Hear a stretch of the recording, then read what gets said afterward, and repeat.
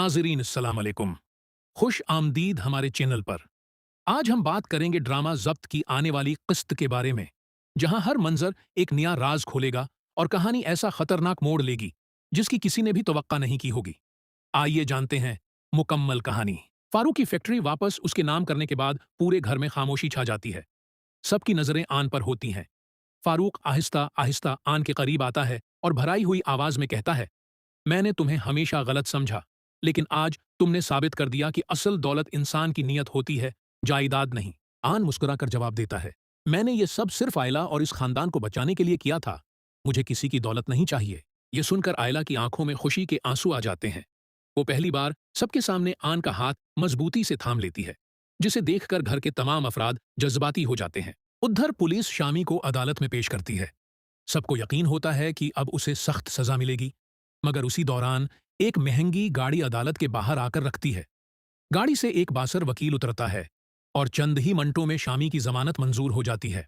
ये खबर सुनते ही आंख को शक होने लगता है कि शामी के पीछे कोई बहुत ताकतवर शख्स मौजूद है। दूसरी तरफ रमला को अचानक एक नामालूम नंबर से कॉल आती है। दूसरी जानिब से आवाज आती है, अगर तुमने शामी के खिलाफ एक लफ्ज भी बोला तो अगला नंबर तुम्हारे वालिद का होगा। रमला खौफ ज़िदा हो जाती है, लेकिन इस बार वो खामोश रहने के बजाय सारी बात आन और आयला को बता देती है। आन फौरन अपने दोस्त रफा की मदद से इस नंबर का सुराग लगवाना शुरू करता है। कुछ ही देर बाद एक ऐसी हकीकत सामने आती है जिससे सबके पैरों तले जमीन निकल जाती है।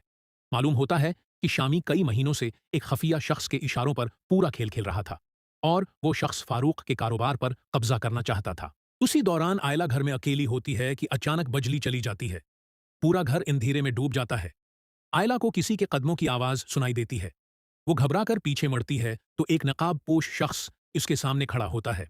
वो शख्स धीमी आवाज में कहता है, अगर आन ने हमारी राह में रुकावट बनने की कोशिश की तो उसकी सबसे बड़ी कमजोरी यानी तुम हमसे महफूज नहीं रहोगी। इतना कहकर वो शख्स गायब हो जाता है।